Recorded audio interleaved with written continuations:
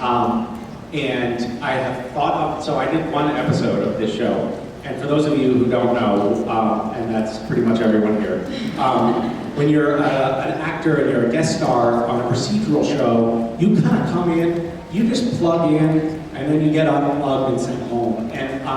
And a lot of times you can come in as a guest star on a show like NCIS, a long-running procedural, and the stars of the show won't ever learn your name. They'll barely acknowledge your existence. I came in as a guest star on other shows where I was like, in a scene with the series regulars, and they were just like texting on their phones right up until when they yelled action, and they'd slide the phone under their chair, do the lines. As soon as the director yelled cut, they get back to their phone. They never acknowledged me or said hi to me. And you come in as a guest star, and you're nervous, and you don't want to screw up, and you don't really know the power dynamics on the set, and who's going to be nice and who's not going to be nice. You're just sort of trying to figure everything out, and it's very kind of destabilizing and uncomfortable environment. And it takes several episodes of working on something to start figuring out the lay of the land. And when I got to set on NCIS, I had a not huge guest star role either, by the way. It wasn't like a giant role. The first AD said, "Hey, Misha, Mark would like to meet you." And I was like, "Really?"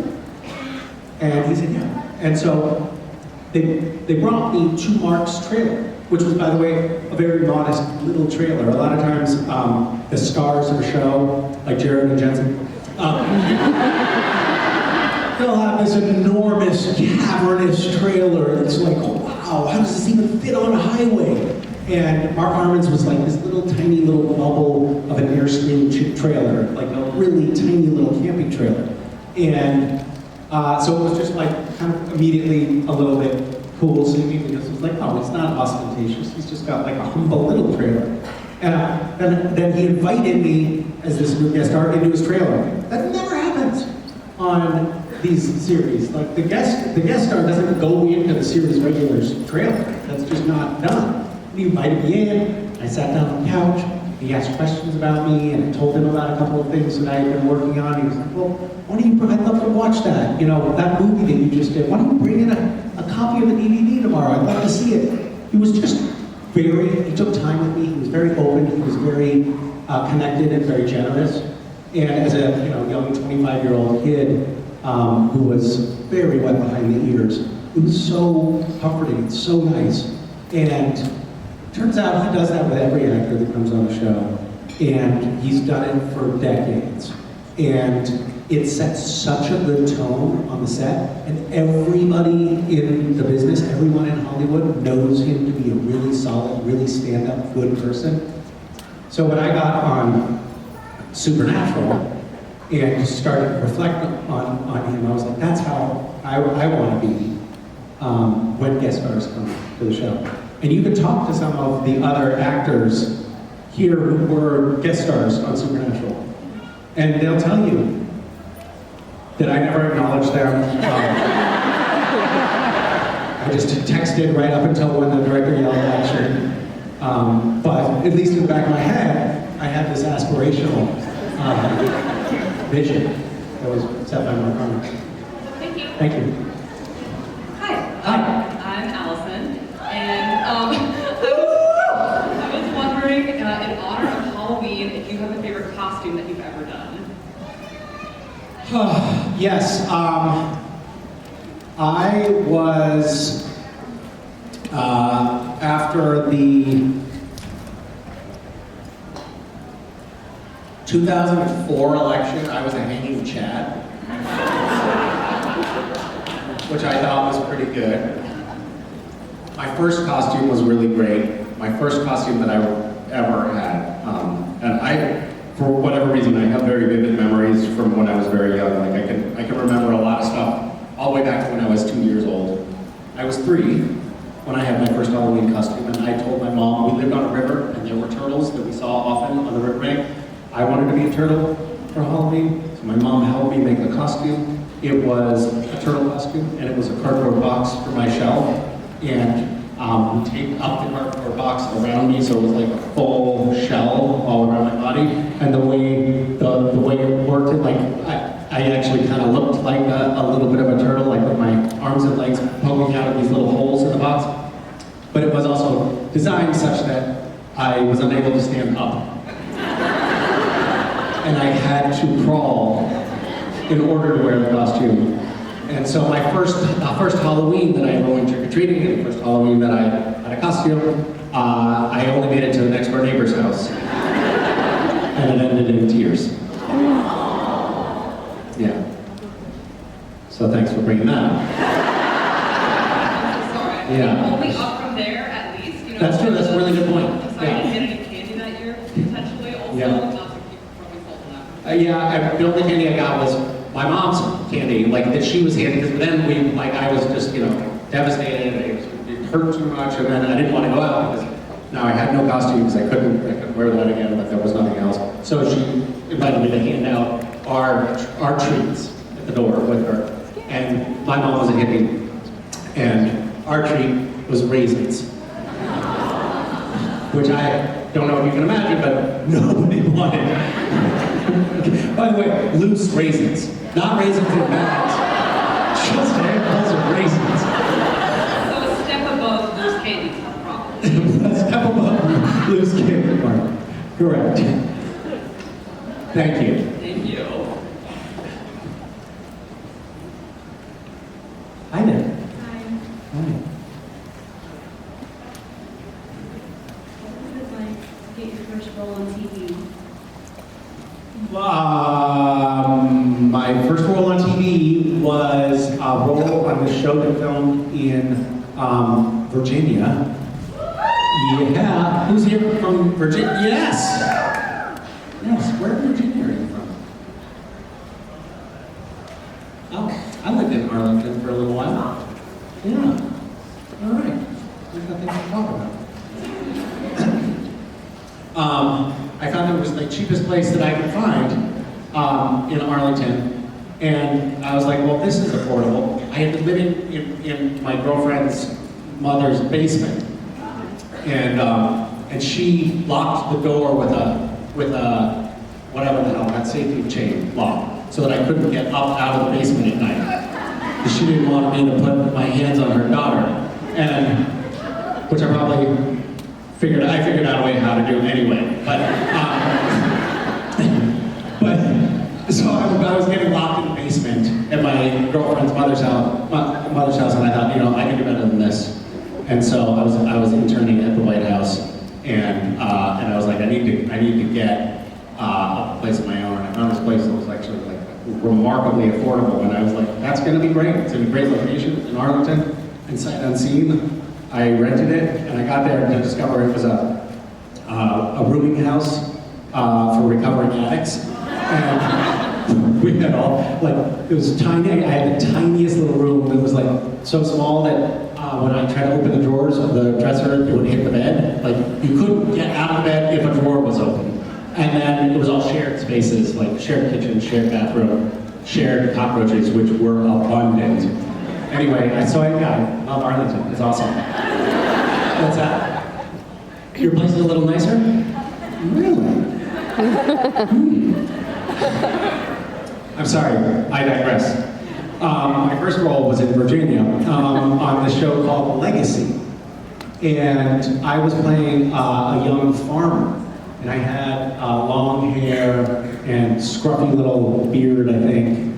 And I had 4 lines.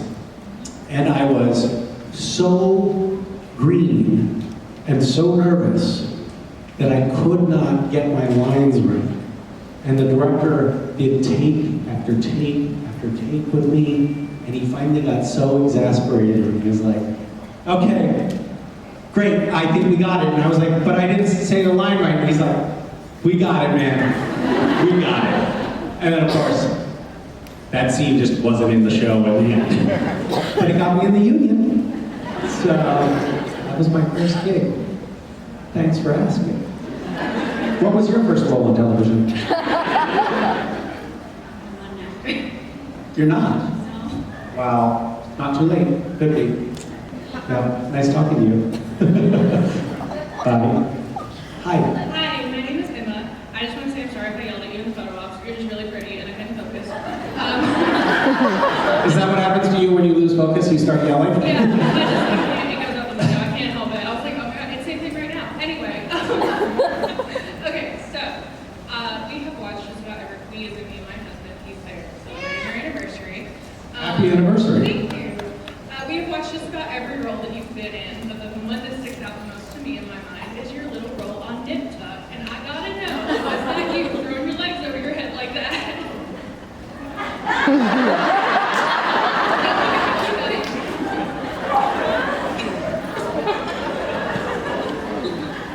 You can just maybe answer no. Or elaborate. I would prefer elaborate, but you know. This will reveal just how desperate I was as a young actor. In high school, they had this fitness test. My high school has been around since 1898. And there were 1,200 students in the school, and every year they ran a fitness test. It was the same fitness test for 100 years. And one of the things in the fitness test was you basically had to put your feet against this little board and then reach and see how far you could go. Could you go to your toes? Could you go past your toes? And if so, there was like a little ruler that measured how far you went. And I was the most flexible boy in the history of the school. And this was a badge of honor for me for many years. And so when the script came for this audition, my girlfriend who would later become my wife, was so furious because we would always like plan a trip. We were going to go on vacation. We had the car loaded. We were driving to Montana. Somebody had given us their cabin, and we were going to finally get away. And we got like 2 hours out of LA, and I got a call saying we have an audition for you. And then I read the audition material, and I was like, well, honey, I'm definitely going to get this job. I have to go back and do this audition. And she was like, fuck! We never get to go anywhere. So we drove back. The audition was for a yoga teacher who's incredibly flexible and also very well endowed. Check, check.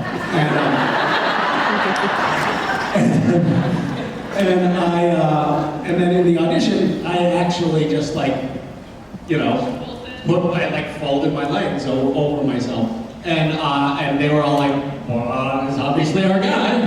Obviously, that's the guy. So I got the part. And then I got in a bike accident a couple years later, and I had x-rays done. And the doctor was like, it looks like you have a broken spine. And I was like, oh my God. And then we did an MRI, and blah, blah. And it turns out that my crowning achievement, my great flexibility, this thing that I held up as an exemplar of my physical prowess, turns out it was a birth defect in my spine. That makes it so the lower vertebrae don't lock together, so that it's just like jello. So that's why I was flexible, it turns out. It doesn't explain the other thing, but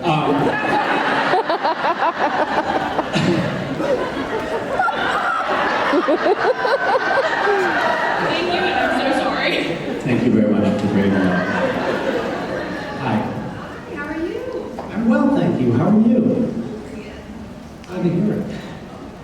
My question is, if you were a piñata, I what? if you were a piñata, what kind of candy would you be? So I have a very clear answer to this because my brother hosted a birthday party for his friend, and he is crafty, and he made a piñata for the celebration, and it was actually quite ornate and very cool, and it was like a likeness of his friend, kind of sculpted as his face, and it was stuffed with lasagna, and I just thought that was brilliant in every way, so that would certainly be what I would replicate. No one knew it was lasagna until the piñata broke open. And lasagna came out. And then, of course, all the kids ran and scrambled to pick up lasagna off the floor. I didn't know that question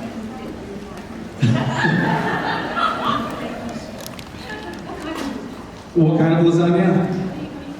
I mean, does that matter?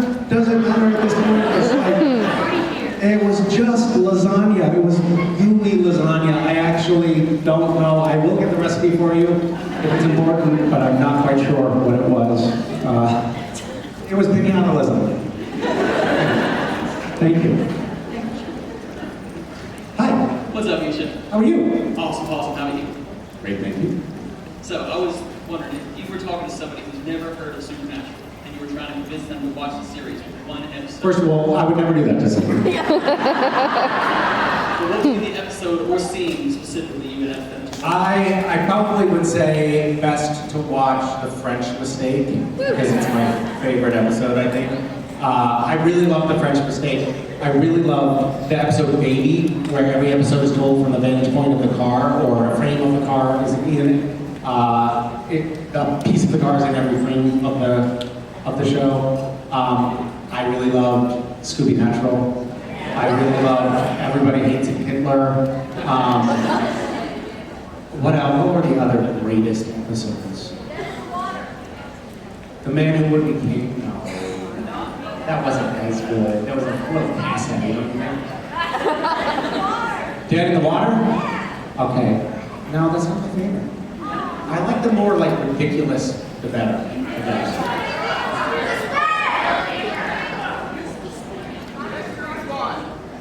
Lazarus.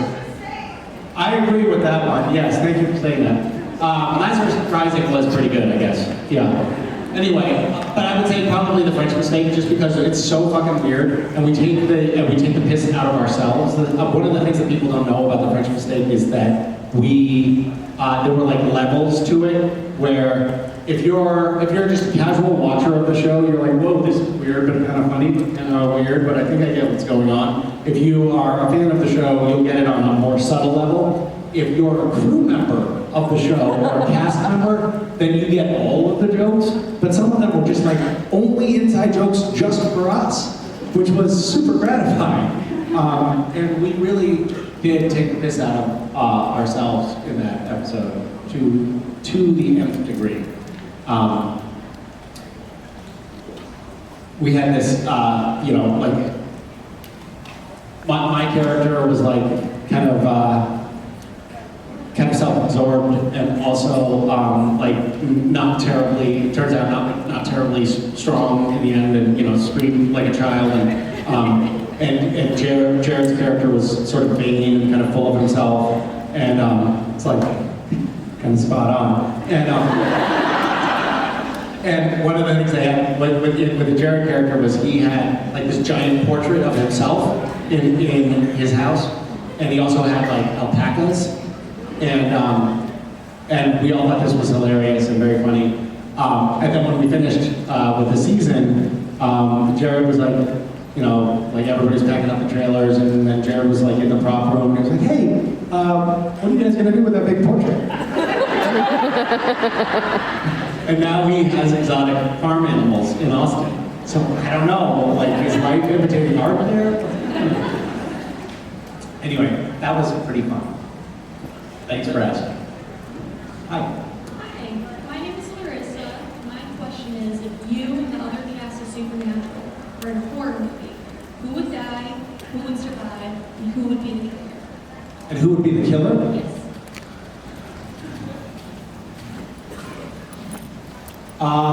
I think that we have actually talked about it, like, we should do a supernatural horror movie. But you take all of the feathers off that we had when we were on the CW.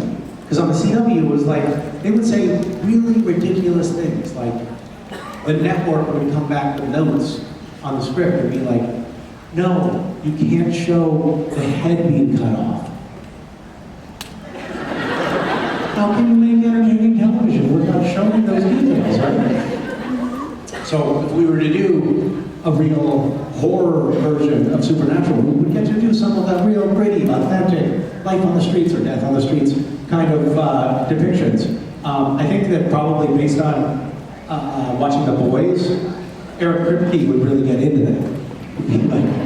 And then let's slowly saw through the neck. I think that probably the first one to die would probably be Cass, as happened on the show, and then next would be Jensen or D. And then in the horror movie version, Sam would go through this weird aging process.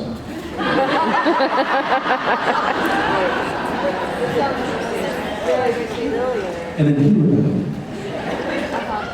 And then it would turn out that the killer was really the CW network.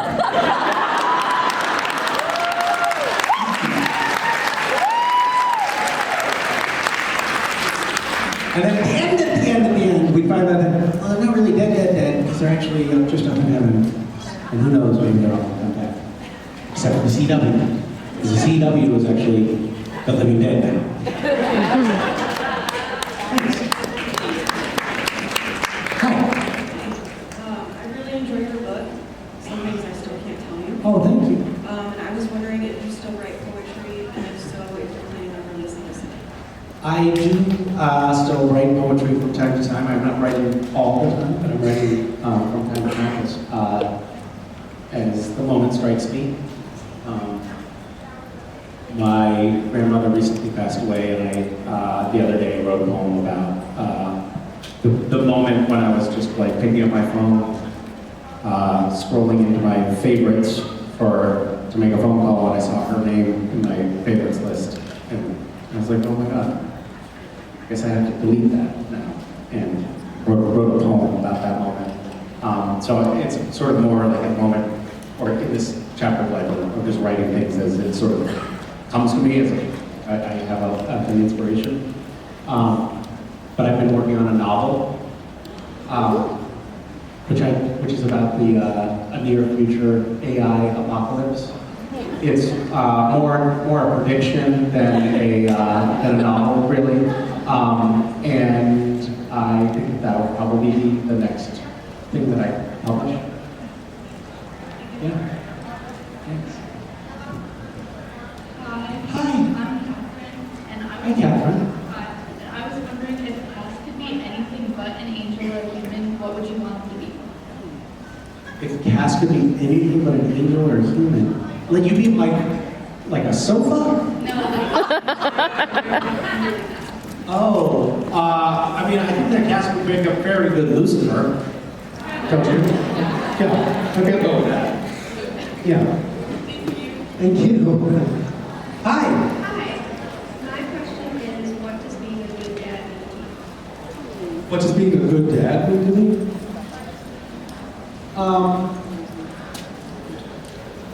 I guess just showing up with the kids and being presently engaged in what it is that they want to do, following their interests and being there with them to do that. It's a temptation of mine to be like, hey kids, come on, do this thing with me, as opposed to letting them take the lead. But when they were younger, I learned fairly early on that it was like a really great practice to figure out what they were into and then just try to do it with them. And whenever I remember to do that, I feel like I should get a little bit of like a gold star for dadding. And I often don't remember to do that and force them to do things that they don't want to do, that I want to do. Which is what I think a good child does. Thank you. You're welcome. Hi. Hi, I'm Brindley, and my question was, at the end of the show, when Jack, kind of rewrites how heaven is, set up and, basically prearranged, how would you, or Cass, I guess, either or, how would you want your ideal heaven to be set up, I guess? Probably with 70 virgins.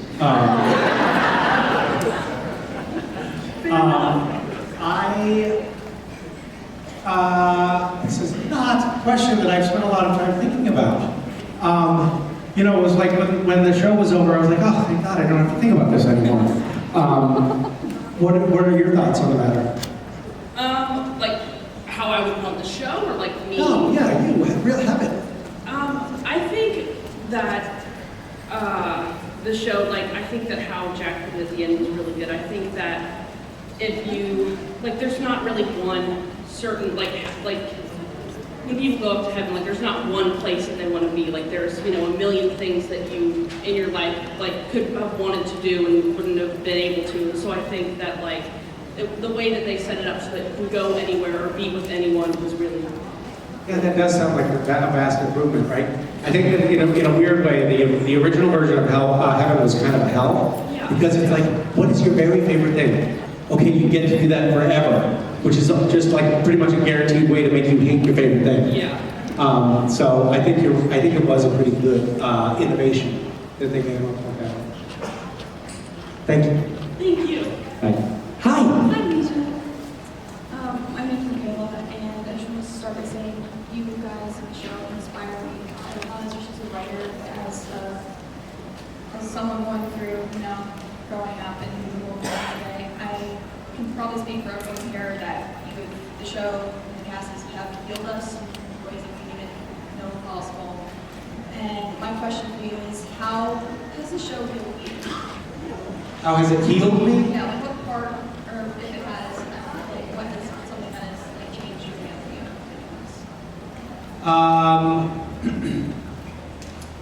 I think it's really hard for me to separate things here because it's not like I'm a viewer of the show.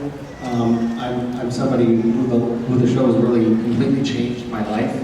I went from like total obscurity to being on the show for 12 years, and it afforded me in my life all kinds of opportunities, but also I built all of these relationships with the cast and crew, people who I consider lifelong friends now, and I kind of lived it in a way that's very different, but I think it's been such a blessing. I'm so grateful for it, and it's been so wonderful to be able to be creatively and even charitably engaged with this fandom and like work together to actually bring some really good things about in the world. So I was sitting in my hotel room this morning, waking up way too early because I'm jet lagged because I was in Europe last weekend, and my body clock hasn't adjusted yet. And I was thinking, I was having a moment of feeling a little bit burnt out, a little bit overworked, tired because I haven't slept enough. And then I had this really lovely feeling of just gratitude and feeling so grateful that I get this life and so many wonderful things from it. And I owe a lot of that to this show and this family and the cast and crew and all of the work that's gone into it. So in a way, like it's really transformed my life for the better, and I feel really grateful for it. And it's nice to have that as a reminder when I'm feeling a little tired or a little burnt out. Just feel lucky. Thank you. Yeah, thank you.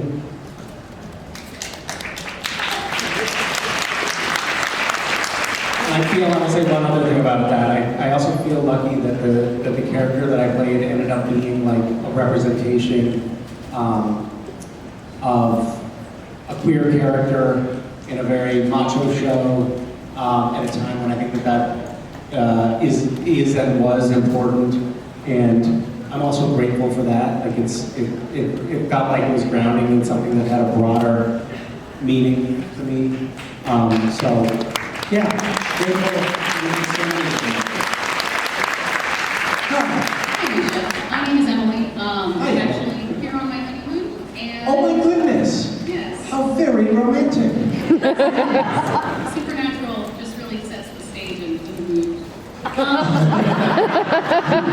Since I'm here on my honeymoon, and I think that you are entering into our session, my wife is next on the other side, and I'm going to give my question over to her. Oh, how did that work out? That's amazing. Do you, and you can answer this honestly, do you watch Supernatural to get in the mood?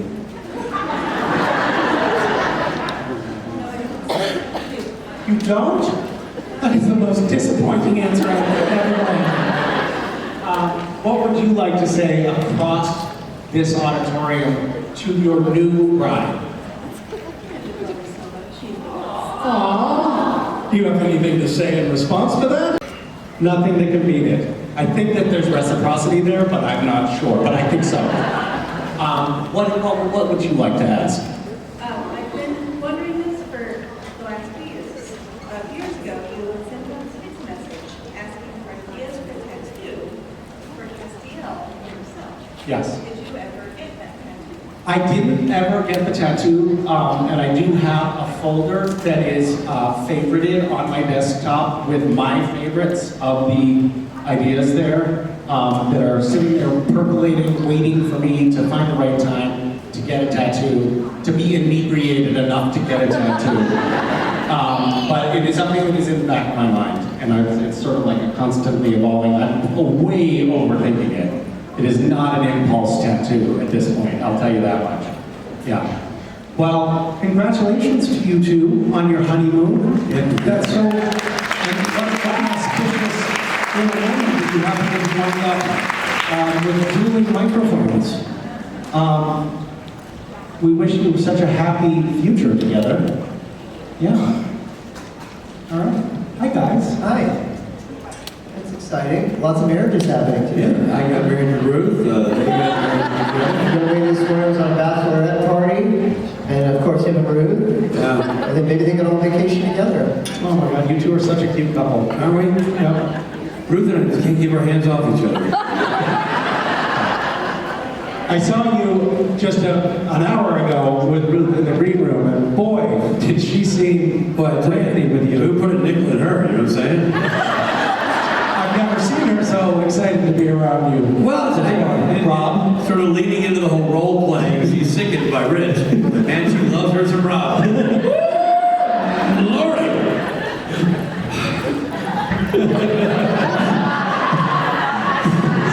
Hey, Rich! That's right, Rob. Ladies and